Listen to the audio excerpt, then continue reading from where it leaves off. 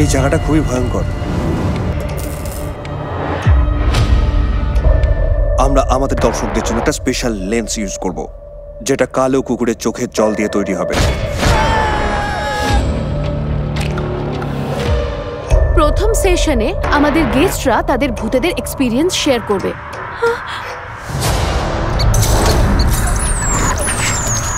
ভূতেদের challenge করতে হবে। তোমাদের সাহস কি করে হলো আমাকে এবার কি করব?